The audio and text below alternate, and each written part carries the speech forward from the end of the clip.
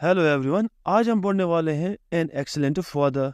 An excellent father एक extract है जो लिया गया है प्राइड एंड प्रेजुडिस, जो कि जेन ऑस्टन की एक फेमस नावल है।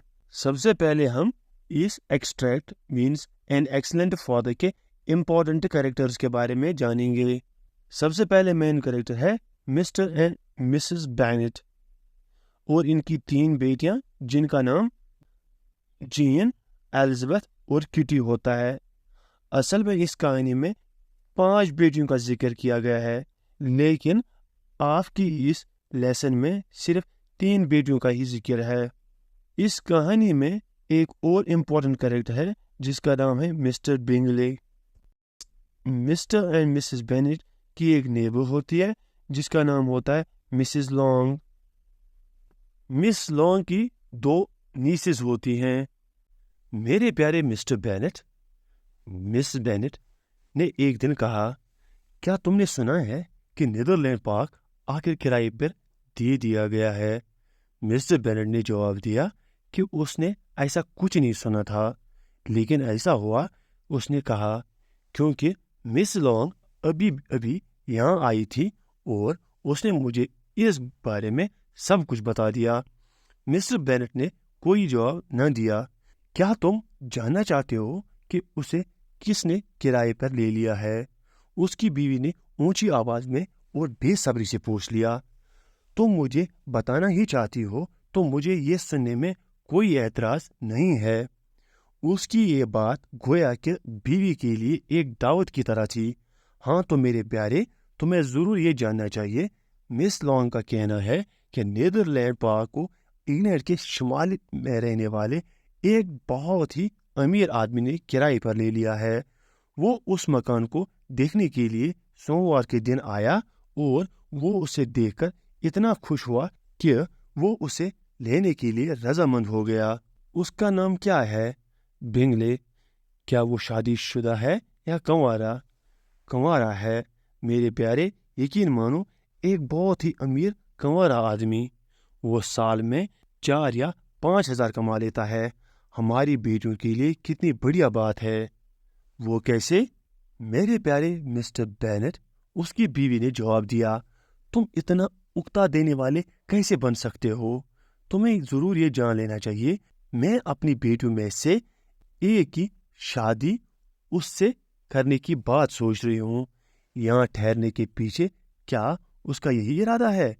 इरादा? कितनी बेवकूफ़ी की बात है। तुम इस तरह की बातें कैसे कर सकते हो? अलबत्ता ये बहुत मुमकिन है कि वो उनमें से एक से प्यार करने लगे और इसीलिए तुम्हें ज़रूर इससे मिल लेना चाहिए जो ही वो यहाँ आए। मुझे इसकी कोई वजह नहीं नज़र आती है।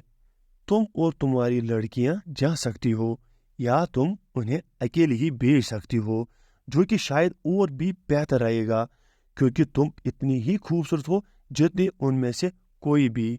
मिस्टर बेंगले शायद पूरी टोली में तुम्हें ही सबसे ज्यादा पसंद कर ले। मेरे प्यारे, तुम मेरी चापलूसी कर रहे हो। सचमुच मुझे मेरे हिस्से की खूबसूरती मिली है, लेकिन मेरे प्यारे, तुम्हें जरूर जानना चाहिए और मिस्टर बेंगले से मिलना चाहिए जब वो हमारे पड़ोस में आकर रहने लगेगा। मैं ये कह सकता हूँ कि मिस्टर बेंगले तुमसे मिलकर बहुत खुश होगा और मैं तुम्हारे हाथ लिखकर कुछ सतरें भेज दूंगा, इसे ये यकीन दिलाने के लिए कि वो लड़कियों में से जिस किसी को भी चुनेगा उससे शादी करने के लिए मेरी दिली रजामंद होगी। तुम्हें मुझे चढ़ाने में मजा आता है? तुम्हें मेरी नसों पर कोई रहम नहीं आता? तुम मुझे गलत समझ रही हो मेरी प्यारी। मैं तुम्हारी नसों की बहुत कदर करता हूँ। वो मेरी पुरानी दोस्त हैं। तुम्हें नहीं पता कि मुझे किस चीज़ की फिक्र लगी है, लेकिन मुझे उम्मीद है कि तुम ठीक हो जाओगी और अपनी ज़िंदगी में ऐसे कई नौजवानों को अपने पड़ोस में देखोगी जो साल में 4,000 तक कमा लेते होंगे। उसका हमारे लिए कोई फ़ायदा नहीं होगा, चाहे ऐसे 20 नौजवान भी आ जाएं, क्योंकि तुम उन्हें कभी भी जाकर नहीं मिलोगे।